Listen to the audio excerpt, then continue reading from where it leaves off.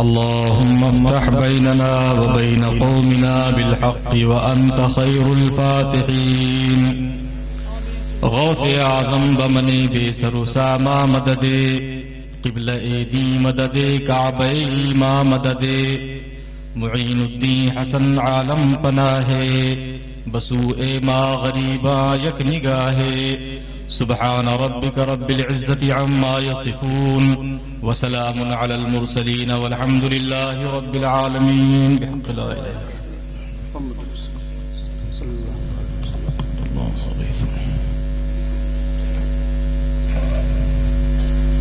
الله.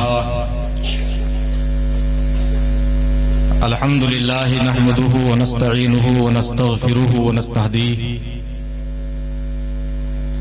ونؤمن به ونتوكل عليه ونعوذ بالله من شرور أنفسنا ومن سيئات أعمالنا من يهده الله فلا مضل له ومن يضلله فلا هادي له ونشهد أن لا إله إلا الله وحده لا شريك له ونشهد أن سيدنا ومولانا محمد عبده ورسوله وصلى الله تعالى وسلم على سيد المرسلين وعلى آله وصحبه أجمعين أما بعد فأعوذ بالله من الشيطان الرجيم بسم الله الرحمن الرحيم يوم ندعو كل أناس بإمامهم ما شاء الله.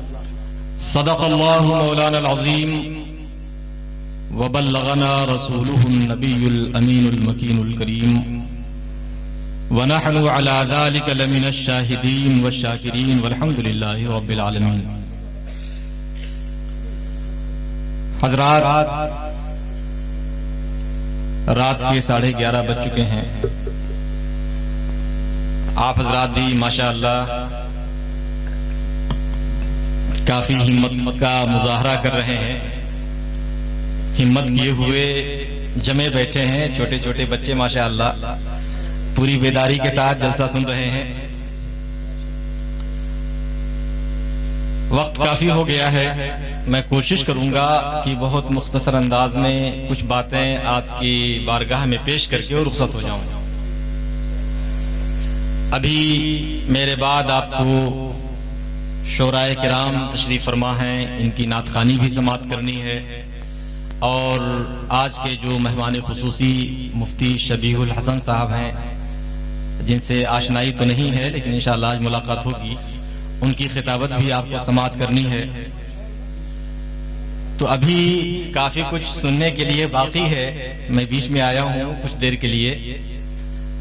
تو گزارش ہے کہ کل آپ آرام کر لیجئے گا اور آج آپ سن لیجئے.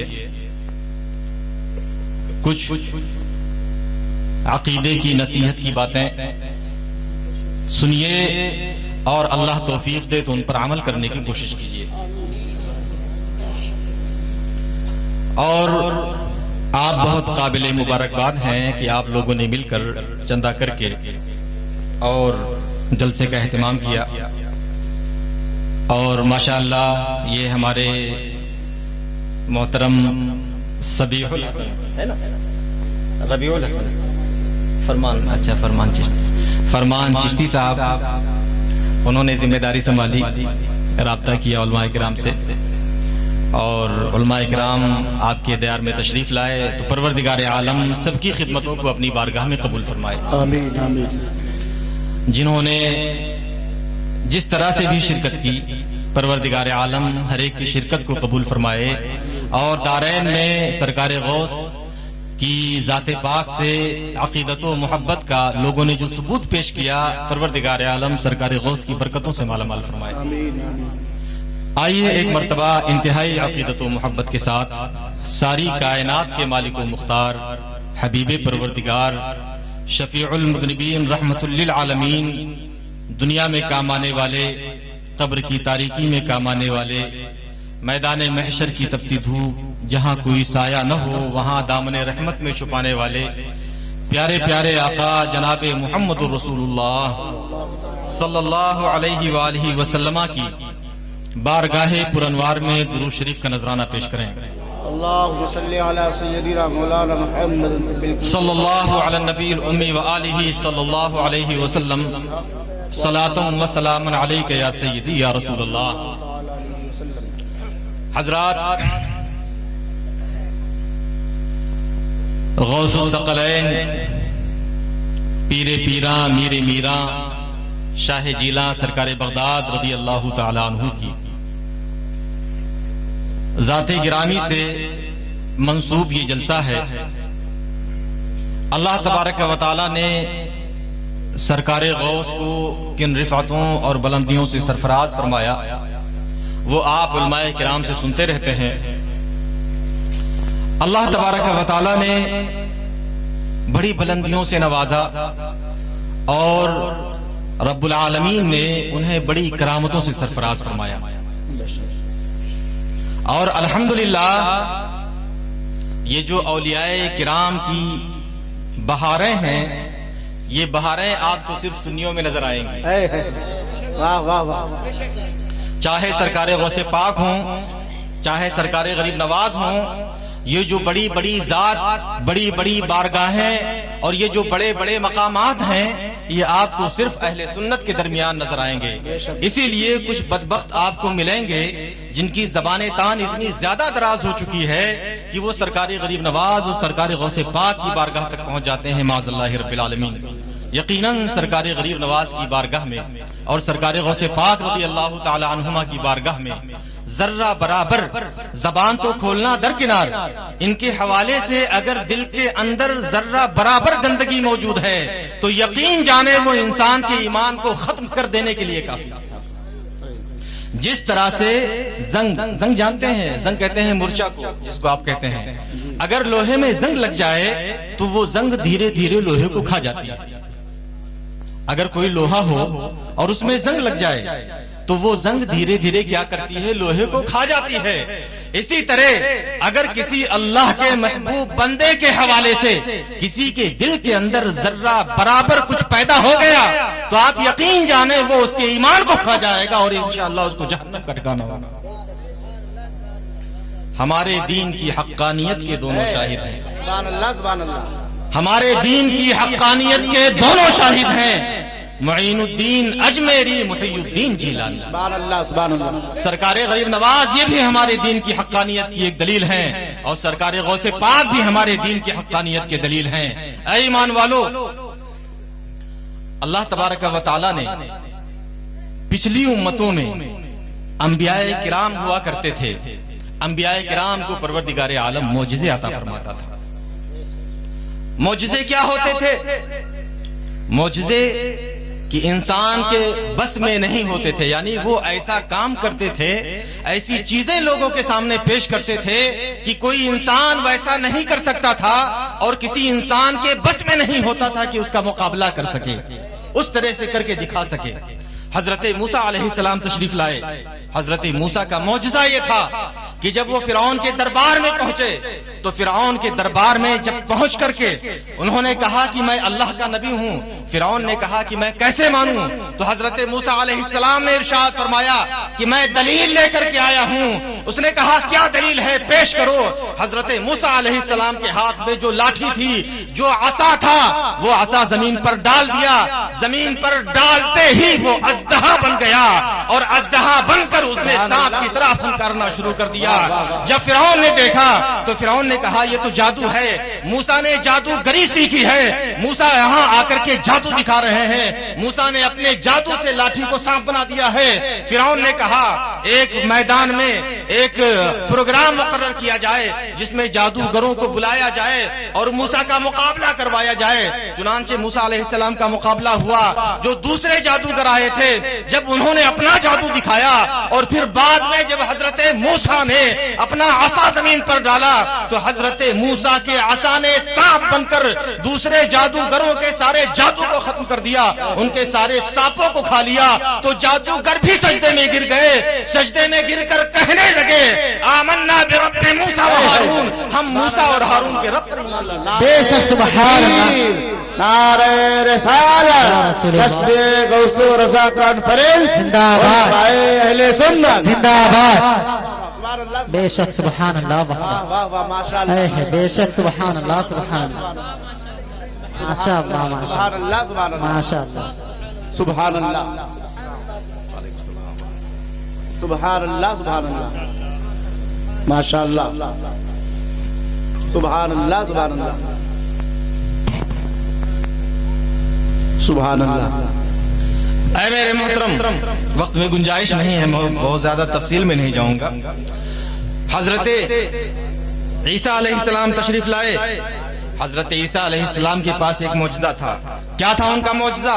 कुरान कहता है हजरत ईसा अलैहिस्सलाम के मौजज़े को, हजरत मूसा के भी मौजज़े को कुरान ने बयान किया। बहुत सारी आयतें करीमा में अगर मैं बयान करूं तो पूरी तकरीर आयतें ही बयान करते में खत्म हो जाएगी। मैं ज्यादा आयत की तफसील में नहीं जाना चाहता हूं।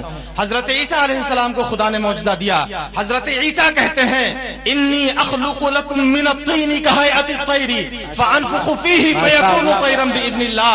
हजरत ईसा कहते हैं मेरा मौजज़ा ये है कि मैं मिट्टी से एक परिंदे की शक्ल का पुतला तैयार करता हूं और उस पुतले पर मैं भूख छोड़ देता हूं तो अल्लाह के हुक्म से वो पुतला परिंदा बनकर के परवाज कर जाता है। ये मोरा मौजज़ा है। हजरत ईसा अलैहिस्सलाम कहते हैं व उब्रिउल अकमहा वल अबरसा व उहयिल मौता बिइذनिल्लाह। हजरत ईसा कहते हैं मेरा मौजज़ा ये है कि मैं अगर मादरजाद अंधे की आंख पर उंगली फेर दूं तो वो बीना हो जाया करता है।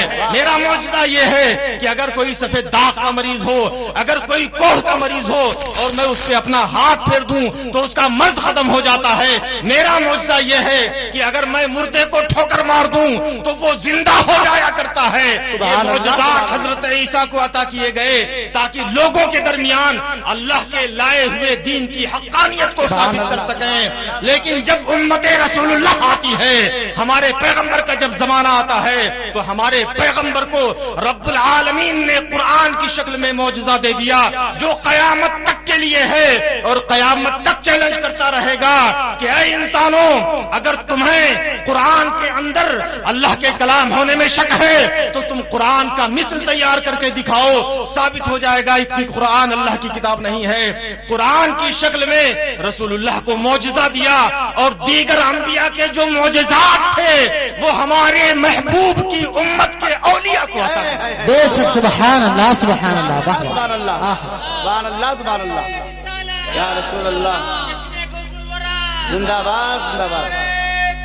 बहुत खूब माशाअल्लाह माशाअल्लाह सुभान अल्लाह सुभान अल्लाह सुभान अल्लाह। दीगर अंबियाए किराम के जो मौजज़ात थे आप उम्मते रसूलुल्लाह के सालिहीन का मुताला कीजिए, औलियाए किराम की ज़ाते पाक को देखिए।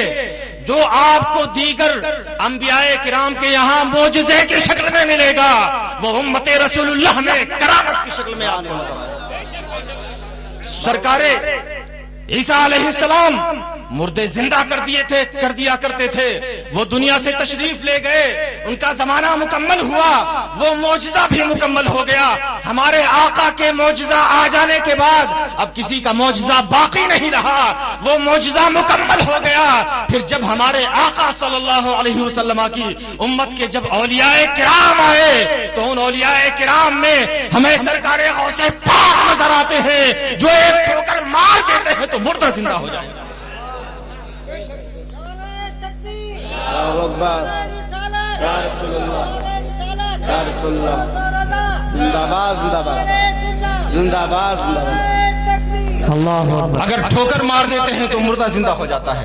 सरकारी गरीब नवाज नजर आते हैं कि अगर कोई उनको अपने मुल्क से बाहर करने के लिए निकालने की कोशिश करता है, अगर जमीन से उठाता है, अगर उन पर पाबंदियां आयद करता है, तरह तरह की सख्तियां उन पर नाफिज करता है कि इनको पानी न पीने दिया जाए, इनको यहाँ रहने न दिया जाए, तो सरकारे गरीब नवाज लोगों के दरमियान रसूलुल्लाह के दीन की हक्कानियत को साबित करने के लिए, दीन रसूलुल्लाह की सच्चाई दिखाने के लिए कि जो रसूलुल्लाह का दीन है यही सच है, जो रसूलुल्लाह की शरीयत है यही हक है, इसकी हक्कानियत को साबित करने के लिए करामत दिखाते हैं कि एक प्याला भेज देते हैं तो पूरे अना सागर का पानी उसमें। सुभान अल्लाह वाह वाह वाह वाह वाह सुभान अल्लाह। हमारे दीन की हक्कानियत के दोनों शाहिद हैं। वाह वाह वाह। ऐ मेरे मोहतरम, तो अल्लाह तबारक व तआला ने جو اس امت کے اولیاء ہیں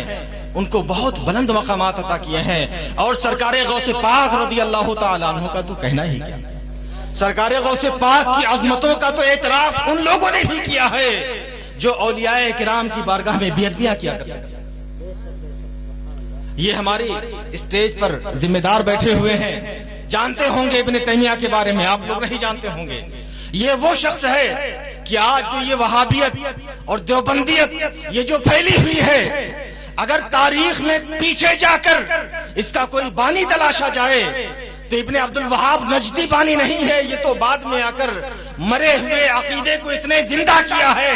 اگر بانی تلاشا جائے تو ابن تیمیہ بانی آپ کو ملے گا، اور ابن تیمیہ اپنے فتاوی میں لکھتا ہے کہ ارے عبد القادر جیلانی رضی اللہ تعالیٰ عنہ کی جو کرامتیں ہیں وہ ایسے تواتر کے ساتھ ثابت ہیں کہ ان کا انکار نہیں کیا جا سکتا، سبحان اللہ، انکار کرنے کی گنجائش نہیں ہے، ایسے تواتر کے ساتھ ثابت ہیں۔ اور صرف اس نے اتنا نہیں کہا بلکہ ایک کرامت بھی بیان کر دی۔ ابن تیمیہ نے سرکار غوث پاک کی اپنی کتاب میں ایک کرامت بھی بیان کر دی۔ اگر کبھی کسی وہابی سے ملاقات ہو، غیر مقلد سے ملاقات ہو، اور سرکار غوث کی بارگاہ میں وہ کچھ کہے تو اس سے کہو جا کے ابن تیمیہ کو پڑھو جو خود سرکار غوث پاک کی عظمتوں کا اعتراف کرتا ہے، ان کی کرامتوں کو اپنی کتاب میں بیان کرتا ہے۔ بے شک، سبحان اللہ سبحان اللہ۔ ابن تیمیہ کہتا ہے کہ ایک مرتبہ سرکار غوث پاک رضی اللہ تعالیٰ عنہ تقریر فرما رہے تھے، سبحان اللہ، غوث کی تقریر، سبحان اللہ، کیا کہنا۔ سبحان اللہ۔ آج کل تو تقریر کا کوئی معیار ہی نہیں رہ گیا ہے نا۔ مجھ سے قبل آپ نے 2 تقریریں سماعت کی، ایک تو ہمارے استاد گرامی حضرت حافظ و قاری ظہیر خان صاحب قبلہ مدد اللہم العالی، جنہوں نے اس گناہگار ناچیز جو میں حضرت کا شاگرد ہوں، پورا حفظ میں نے حضرت کی بارگاہ میں کیا ہے، یہ ان کا کرم، ان کی ذرہ نوازی ہے جو میرے بارے میں کچھ کلمات ارشاد فرما دیتے ہیں۔ میں تو یہ سمجھتا ہوں میں کسی لائق نہیں ہوں، یہ حضرت کی دعائیں ہیں۔ اللہ تبارک و تعالی حضرت کی ان کلمات کے صدقے میں ان کلمات کے مطابق اللہ ہم کو بنا دے۔ تو حضرت تو حافظ و قاری ہیں، لیکن الحمدللہ کافی قابل ہیں، اور بہت سے سند یافتہ عالموں سے زیادہ قابل ہیں۔ جو حضرت سے واقف ہیں وہ جانتے ہیں، حضرت پڑھے لکھے ہیں، قابل ہیں، سند یافتہ بہت سارے لوگوں سے قابل ہیں۔ اور ایک تقریر اور آپ نے سماعت کی، میں آپ کو بتاؤں، علماء کرام نے باقاعدہ یہ فتویٰ دیا ہے کہ غیر عالم کا تقریر کرنا ناجائز ہے، اس لیے کہ وہ کھڑے ہو کر کیا ماشاء بکنا شروع کر دے۔ لیکن مصیبت یہ ہے کہ اگر کوئی کچھ بک جائے اور اس کی آپ اصلاح کر دیجئے تو وہ ناراض ہو جائے۔ کیسے ان کی ہمت، ان کی کیسے ہمت بتائیے۔ انہوں نے میرے بارے میں ایک جبہ قبہ دستار سب لپیٹ کر کے آگے، اور اس کے بعد میں جو چاہا ہے باشد اللہ کے بارے میں کیا بولنا ہے، رسول اللہ کے بارے میں کیا بولنا ہے، صحابہ کے بارے میں کیا الفاظ استعمال کرنے ہیں، منہ سے کیا نکل رہا ہے، کیا بک رہے ہیں، کچھ اندازہ نہیں رہتا۔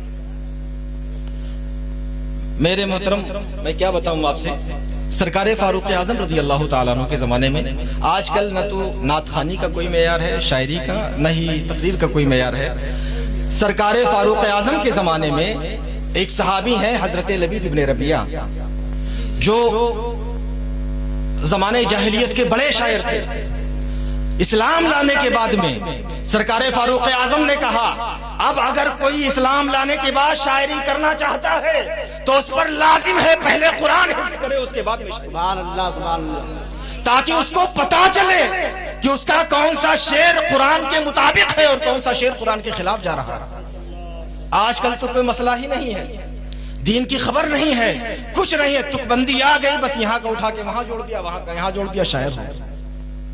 لیکن کس لیے اصلاح کرنے کے لیے جائیے۔ خیر، تو سرکار غوث پاک رضی اللہ تعالیٰ عنہ کی باتیں ہو رہی ہیں، ضمنی طور پر یہ بات آ گئی، آخر میں ہم سب لوگ مل کر کے توبہ کر لیں گے، تاکہ اگر ہمارے سننے میں یا کسی کے زبان سے کچھ غلط نکل گیا ہو تو سب لوگ توبہ کر لیں گے، تاکہ ہماری تجدید ایمان ہو جائے اور اللہ ہمارے گناہ کو معاف فرما دے۔